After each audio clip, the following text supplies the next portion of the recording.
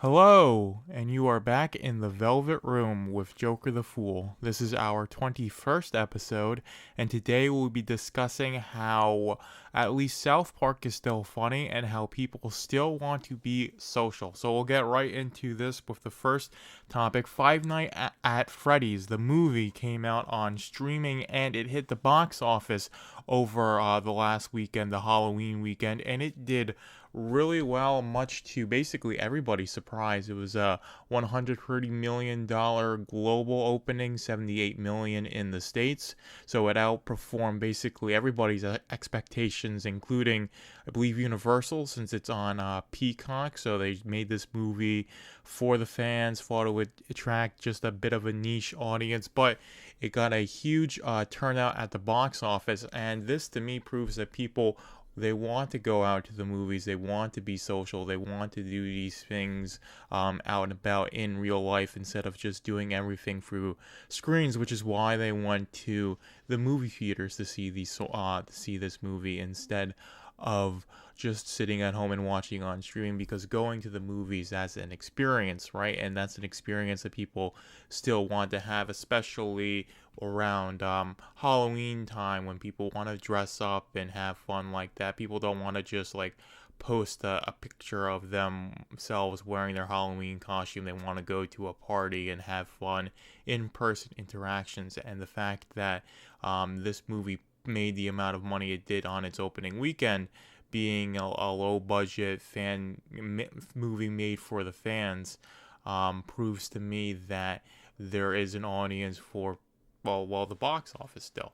And there's an audience for people who want to go out and be social, not just do these sorts of things through, like I said, online. Because this movie came out day and date on streaming, and it still was able to push the numbers that it did in the box office, which when people made the active choice to say, hey, we're not going to watch it on Peacock, we're going to go drive however long it takes to go to the movie theater, pay an inordinate amount of money on the drinks and the candy and the popcorn, and we're going to sit for about 90 minutes and watch a movie and have that cinema experience, because that's what people have been missing for the last, I would say, 3 or so years during the lockdowns and everything. And people are still in that mindset of wanting to get back to these sorts of things, to do things in person, not do everything through Facebook and Twitter and Zoom calls. So I do think the fact that Five Nights at Freddy's did as well as it did in the box office, being simultaneously released on streaming, is a good sign that people want to be social and people want to have meaningful in-person interactions. Not everyone's as reclusive as I am, but I think I've given my spiel on that long enough. Next, we're going to move on to South Park into the Panderverse. This is something that's been talked about a lot over the past couple days. So South Park released basically a parody Disney and Marvel, with it being into the Panderverse and the whole Pander Stone. It kind of does a parody of the Endgame storyline, and a lot of the Infinity Saga of the Endgame storyline, with Kathleen Kennedy being the villain who makes everything pandering to people who don't consume Marvel content into the Panderverse. So I haven't watched the specials on Paramount Plus. I don't have Paramount Plus, but people did watch it. It was very funny. It lampooned Kathleen Kennedy to a great degree, and people are very much intrigued by that. And I would say it's a bit, I'd say too little, too late, in the sense that the damage that Kathleen Kennedy has done to Star Wars and Indiana Jones and probably the MCU to some extent has already been more than done, unfortunately.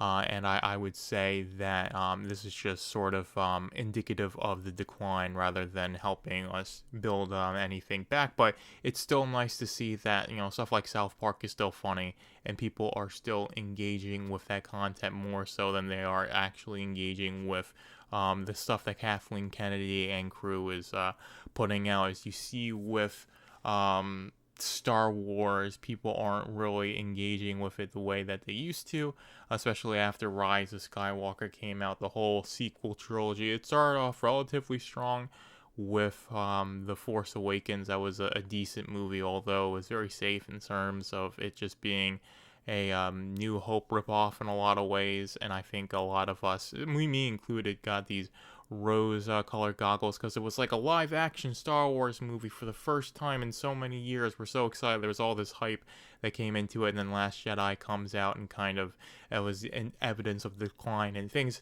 started coming back with Mando season 1, Mandalorian season 1. I watched the first half of that, and then it sort of fell apart in my mind when Gino Carano got axed from that, and I just lost interest in being a fan of the Mandalorian. Then when I've heard 2 and 3, second and first seasons of that, and the Book of Boba Fett, wasn't any reason to get back into Disney Star Wars, and there really isn't a reason to get back into Disney Star Wars if you see who's running Lucasfilms and how it's been ran into the ground. And Kathleen Kennedy is a big part of that, and that's why she got lampooned in South Park probably a couple years too late, considering just how long these shenanigans have been going on. But it's nice to see it happening.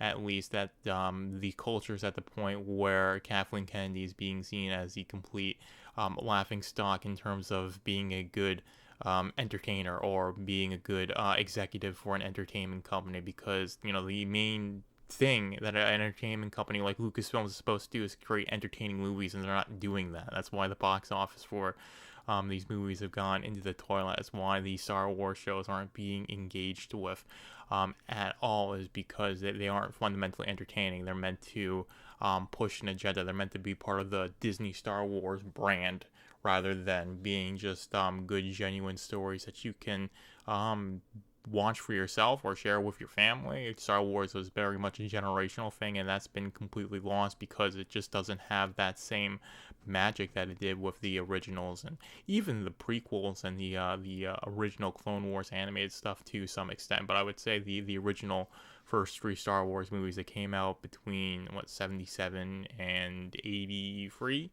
if I'm correct, those are the ones that are nearest and dearest to my heart and most people's hearts.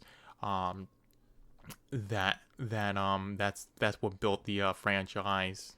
That's what made it have such the staying power that it did, and everything else just was built on top of that, and then eventually destroyed on top of that with the sequel trilogy and all the stuff that Disney has done to make it Disney Star Wars. But that little rant and spiel on Star Wars aside, I'm going to cut things off a little bit early. That's all I had to talk about today, added in that Star Wars rant just for you guys. But we'll go to the outro now. Thank you for being in the Velvet Room with Jokerthefool. Be sure to follow my Substack, velvetroompublishing.substack.com, to read Machine to Man and all my other projects.